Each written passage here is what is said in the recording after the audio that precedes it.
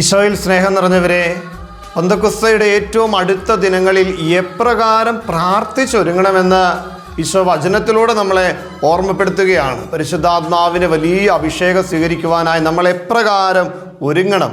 അപ്പോസ്തല പ്രവർത്തനം 1-ാം അധ്യായത്തിൻ്റെ 14-ാം തിരുവചനം, ഇവർ ഏക മനസ്സോടെ യേശുവിൻ്റെ അമ്മയായ മറിയത്തോടും മറ്റു സ്ത്രീകളോടും അവൻ്റെ സഹോദരങ്ങളോടുമൊപ്പം പ്രാർത്ഥനയിൽ മുഴുകിയിരുന്നു. പ്രിയമുള്ളവരെ, പരിശുദ്ധാത്മാവിൻ്റെ അഭിഷേകം എപ്രകാരം ഒരു വ്യക്തിയുടെ ജീവിതത്തിൽ കടന്നു വരുമെന്ന് ചോദിച്ചാൽ, ഏക മനസ്സോടെ പരിശുദ്ധ അമ്മയുടെ മാധ്യസ്ഥത്തോടെ നമ്മൾ പ്രാർത്ഥിക്കുമ്പോൾ വലിയ പരിശുദ്ധാത്മാവിൻ്റെ അഭിഷേകം നമ്മുടെ ജീവിതത്തിൽ നമുക്ക് അനുഭവിക്കുവാനായിട്ട് സാധിക്കും.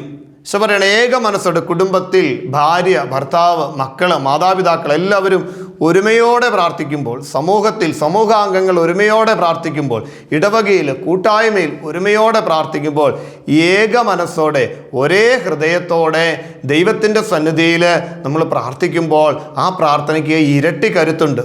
പ്രിയമുള്ളവരെ, അത് മാത്രമല്ല, ഈ പ്രാർത്ഥനയിൽ നമ്മളെ ബലപ്പെടുത്തുവാനും നമുക്ക് ആവശ്യമായ വഴികൾ കാണിച്ചു തരുവാനും ഈശോ പരിശുദ്ധ അമ്മയെ നമുക്ക് നൽകിയിട്ടുണ്ട്. പരിശുദ്ധ അമ്മയുടെ മാധ്യസ്ഥം നമ്മുടെ ജീവിതത്തിലേക്ക് പരിശുദ്ധാത്മാവിൻ്റെ നിറവ് പകർന്നു നൽകും. കാരണം പരിശുദ്ധ അമ്മ കടന്നു ചെല്ലുന്ന ഇടങ്ങളിലെല്ലാം പരിശുദ്ധാത്മാവിൻ്റെ അഭിഷേകം അതിലേക്ക് എല്ലാവരും ഒരുക്കുന്നുണ്ട്.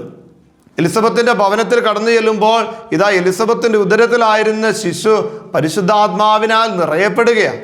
ഓക്കെ, പരിശുദ്ധ അമ്മയുടെ സാന്നിധ്യം പരിശുദ്ധാത്മാവിൻ്റെ നിറവിലേക്ക് നയിക്കും. സ്ലീഹന്മാർ ഒരുമയോടെ പ്രാർത്ഥിച്ചു, പരിശുദ്ധ അമ്മയുടെ മാധ്യസ്ഥത്തോട് ചേർന്നിരുന്ന്.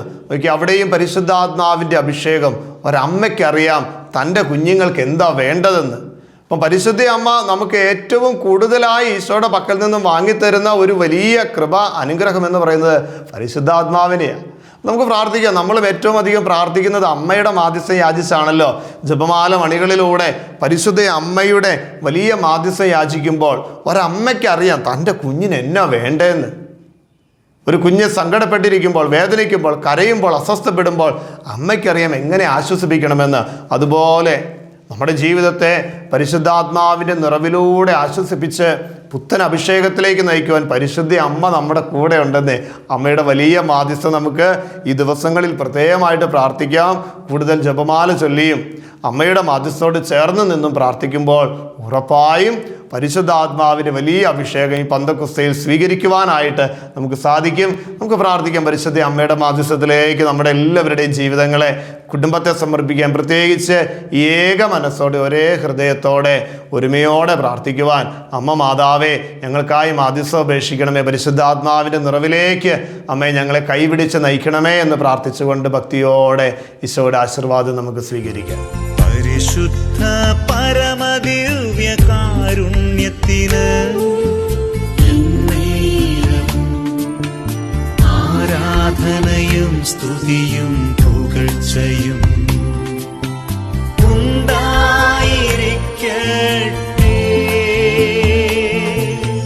പരിശുദ്ധ പരമദിവ്യ കാരുണ്യത്തിന് നേരവും ആരാധനയും സ്തുതിയും പുകഴ്ചയും